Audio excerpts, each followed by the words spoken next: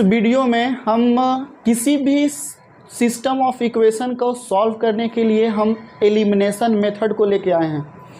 देखिए, elimination method से किसी भी सिस्टम इक्वेशन का x का वैल्यू और y का वैल्यू कैसे निकालते हैं। यही आपका दो सिस्टम ऑफ इक्वेशन है, साइमल्टेनियस सिस्टम ऑफ इक्वेशन बोलते हैं।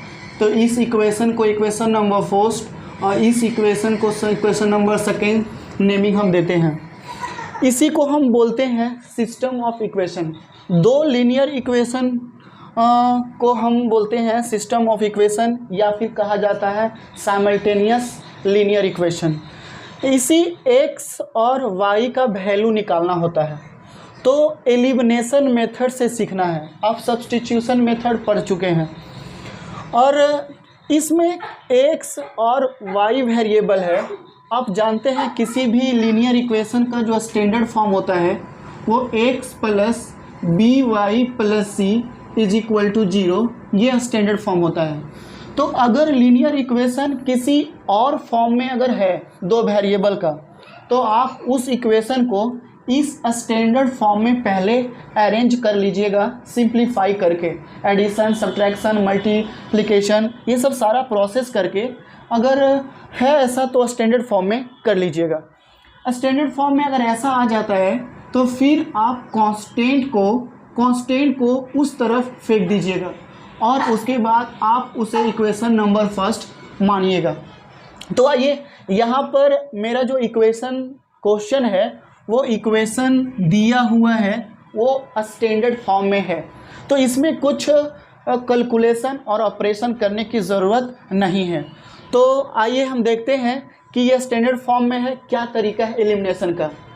एलिमिनेशन का तरीका ये है कि x और x या फिर y और y किसी दो वेरिएबल में से एक वेरिएबल का कोफिशिएंट अगर इक्वल है तो ठीक है, अगर कोफिशिएंट इक्वल नहीं है तो आप उन दोनों कोफिशिएंट को किसी एक वेरिएबल यानी x या फिर y के कोफिशिएंट को इक्वल करिए और वो इक्वल मल्टीप्लाई करके करना होता है। फॉर एग्ज़ाम्पल, अगर हम x इस दोनों इक्वेशन का x वेरिएबल का यदि हम कोफिशिएंट इक्वल करना चाहते हैं तो हम करेंगे मल्टीप्लाई करके। देखिए कैसे इक्वल करते हैं। इक्वल है नहीं बट हम इक्वल करते हैं। इसको हम मल्टीप्लाई करते हैं 2 से और फिर इसको मल्टीप्लाई करते हैं 3 से। तो 2 से मल्टीप्लाई करेंगे तो ये क्या बन जाएगा 6, और इसको 3 से मल्टीप्लाई करेंगे तो क्या बन जाएगा -6। तो देखिए ऐसा करने से इसका कोफिशिएंट क्या हो गया, इक्वल हो गया। तो पहला काम ये करना है। उसके बाद जो कोफिशिएंट इक्वल हो जाता है उसके बाद उसको हटाना होता है। तो दूसरा काम करना है, दूसरा स्टेप में क्या करना है, ऐड करना है। इक्वल करने के बाद ऐड करना है या सब्ट्रैक्ट करना है। ऐड कब करिएगा, जब उन दोनों कोफिशिएंट का साइन यदि डिफरेंट है, साइन डिफरेंट है तो फिर आप ऐड करिएगा। साइन डिफरेंट अगर है तो फिर आपको ऐड करना पड़ेगा। लेकिन अगर साइन सेम है, इफ साइन आपका सेम है तो आप उसको सब्ट्रैक्ट करिएगा, घटा दीजिएगा। ऐसा करने से क्या होगा कि ये दोनों x और x का वेरिएबल की जो कोफिशिएंट है दोनों इक्वेशन का क्या हो जाएगा, कैंसिल हो जाएगा। और इसी को हम बोलते हैं एलिमिनेट हो जाना किसी भी एक वेरिएबल का। तो आइए देखिए क्या करते हैं। हमने क्या करा, फर्स्ट स्टेप में आपने क्या करा कि मल्टीप्लाई करके कोफिशिएंट को बराबर किए। मल्टीप्लाई करके ही करना है, कोफिशिएंट को इक्वल करना है। तो देखिए हम क्या किए, जो करते हैं उसको लिखते हैं। लिखेंगे multiplying equation first by 2 and equation and 3 and equation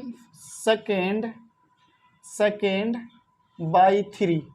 उसके बाद देखते हैं कि इसका कोफिशिएंट का साइन, इसका प्लस है और इसका क्या है, माइनस है। तो दोनों का साइन डिफरेंट है। जिसका दोनों का साइन डिफरेंट है वो हुआ तो उसको हम क्या करेंगे, ऐड। और उसको लिख देना है एंड देन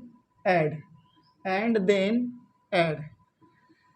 देखिए एक इम्पोर्टेंट बात, किसी भी इक्वेशन में अगर ढेर सारा टर्म है और किसी एक टर्म में आप मल्टीप्लाई कर रहे हो या डिवाइड कर रहे हो तो उसके सारा टर्म में मल्टीप्लाई होता है, इस बात को ध्यान रखना। इसमें हम 2 से मल्टीप्लाई किए हैं तो इस इक्वेशन में 3 टर्म है तो सभी में 2 से सभी में मल्टीप्लाई होगा, ऐसा करना होगा, नहीं तो गलत हो जाएगा, इस बात को ध्यान रखिएगा। तो आइए देखिए इन सब बातों को हम लिख रहे हैं यहाँ। तो क्या लिखेंगे, 2 से मल्टीप्लाई करना है इक्वेशन फर्स्ट को तो लिखेंगे 6x माइनस, फिर इसमें भी 2 से करना पड़ेगा 14y, इसमें भी करिएगा -20, ऐसा हो जाएगा। इक्वेशन सेकेंड को 3 से करना है तो -6x, इसको 3 से करिएगा क्या बन जाएगा 3y, इसको भी करिएगा 3 से क्या बन जाएगा 9। उसके बाद आपको ऐड करना है, क्योंकि यहाँ आपको बता दिए हैं कि अगर साइन डिफरेंट हो जाएगा कोफिशिएंट का तो आप ऐड करिएगा।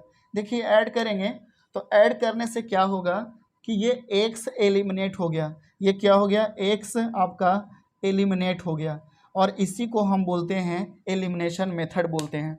आइए तो ये एलिमिनेट हो गया, यहाँ क्या बचेगा, देखिए माइनस हो जाएगा तो बचेगा 11y नेगेटिव ऑफ, यहाँ हो जाएगा -11।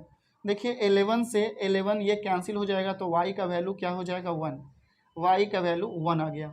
जब y का वैल्यू 1 आ गया तो इसके बाद फिर क्या करना है कि किसी दोनों इक्वेशन में से किसी एक इक्वेशन में y का वैल्यू रख देना होता है। तो put y is equal to 1 in equation first, किसी एक इक्वेशन में रख देने से आपको x की वैल्यू निकल जाएगा।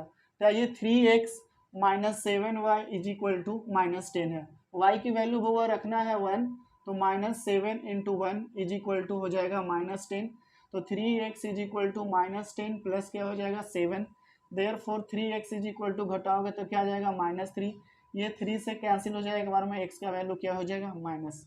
इस टाइप से एलिमिनेशन मेथड को हम सॉल्व करते हैं। स्टैंडर्ड फॉर्म में नहीं है तो आपको लाना है, उसके बाद फिर ये काम करना है, नहीं तो फिर आपको टफ हो जाएगा, इस बात को ध्यान रखिएगा।